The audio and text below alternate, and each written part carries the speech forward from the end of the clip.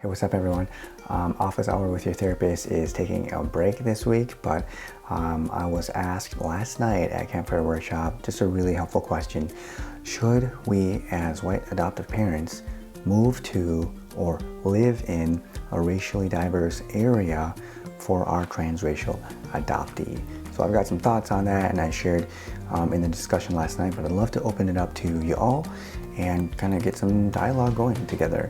Adoptees, you don't have to answer, but I'd love to hear from you too if you get a chance. Just really communicating that message out to other parents about like how you feel about this and what you would have done differently and just whatever your personal experience was. And for APs, to think about this question as it applies to your family too. Okay, so I'll see you next week for a full episode of Office Hour, but today I hope you enjoy this discussion. Okay, bye-bye.